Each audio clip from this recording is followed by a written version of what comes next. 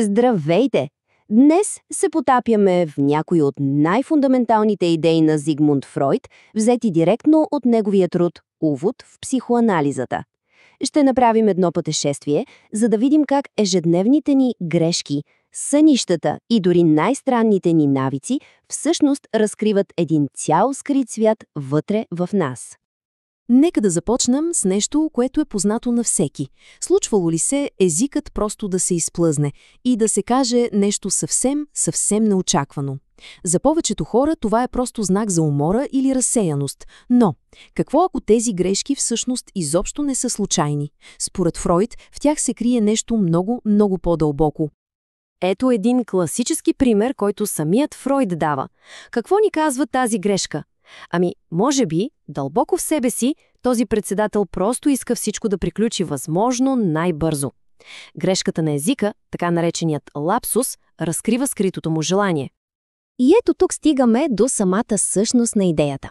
Психоанализата предполага, че грешките, сънищата, симптомите, нищо от това не е случайно. Всички те са смислени психични актове, които идват от скрити конфликти и желания в нашето несъзнавано.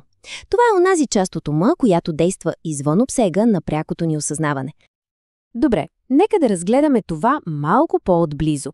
Ще започнем с най-очевидното – грешките, които правим всеки ден, и ще видим как те всъщност разкриват една много по-дълбока психология. Обикновенно, как си го обясняваме? Умора, разсеяност, може би вълнение. Фройд обаче вижда нещо съвсем различно. Сблъсък на две намерения. Едното е съзнателното, това, което искаме да кажем. Но другото е потиснато, скрито намерение, което се бори да излезе наяве.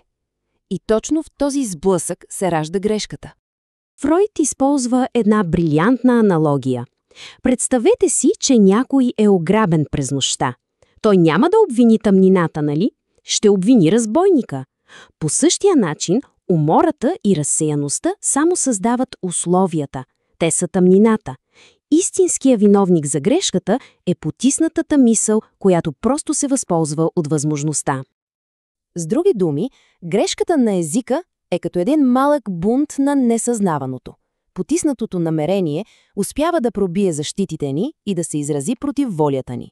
То или изкривява, или се смесва, или дори напълно заменя това, което сме искали да кажем. И така, от повърхността на ежедневните грешки, сега се гмуркаме много по-дълбоко, в загадъчния и често странен свят на сънищата. Тук правилата са съвсем различни, а значенията още по-умело скрити. Според Фройд, основната цел на всеки сън е да бъде изпълнение на желание. Дори най-простият сън, например, да сънуваме, че пием вода, когато сме жадни, е точно това.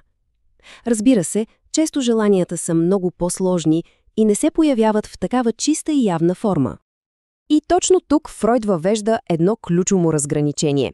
Имаме явното съдържание, това е историята, която си спомняме, когато се събудим. Често е странна, несвързана, нали? Но под нея, според Фройд, се крие латентната мисъл. Истинското скрито значение, което всъщност е потиснатото желание. Добре де, но защо изобщо на желанията им е нужна маскировка? Тук на сцената излиза така нареченият цензур на съня. Това е нашият вътрешен пазач, който не позволява на смущаващи или неприемливи мисли да стигнат до съзнанието ни в чистия им вид. Той ги изкривява, преобразява ги, за да ги направи по-приемливи. Самият Фройд сравнява работата на този цензур с тази на един държавен цензур. Представете си как в един вестник най-важната или скандална информация е заличена с черно мастило. По подобен начин нашият вътрешен цензур изкривява или прикрива съдържанието на съня, за да го направи по-безопасно за нас. И как работи този цензур? Много често използва един вид универсален език на символите. Фройд е вярвал, че определени образи имат почти универсално значение за хората. Например, дългите, проникващи предмети, като пръчки или оръжия, често символизират мъжкото начало, докато съдове, кутии, пещери – женското. Сега преминаваме към най-дълбокото ниво на нашия анализ. Тук ще видим как невротичните симптоми, Тикове, фобии, натрапчиви ритуали функционират по абсолютно същия начин като грешките и сънищата. Те също са съобщения от несъзнаваното. Замислете се за момент.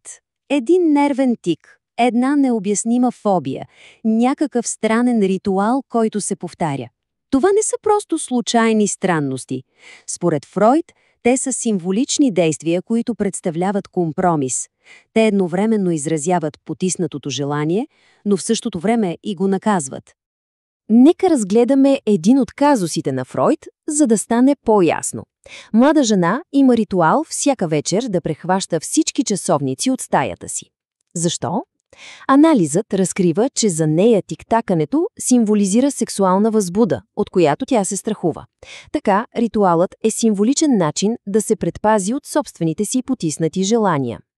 И това не е всичко. Друга част от нейния ритуал е още по-показателна. Тя не позволява възглавницата й да докосва таблата на леглото. Символично, какво прави тя с това?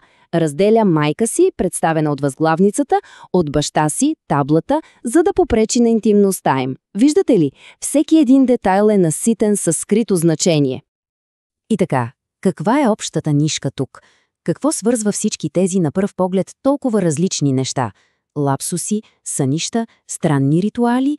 Ами отговорът е, че всички те са езикът на несъзнаваното, което се опитва да ни каже нещо. Нека да обобщим основната идея. Според Фройд, голяма част от нашия психичен живот се управлява от сили, които са извън нашето съзнание. В нас непрекъснато се води битка между желания и забрани, а резултатите от тази битка виждаме в грешките, които правим, сънищата, които сънуваме и симптомите, от които понякога страдаме. Има един цитат от самия Фройд, който улавя това перфектно.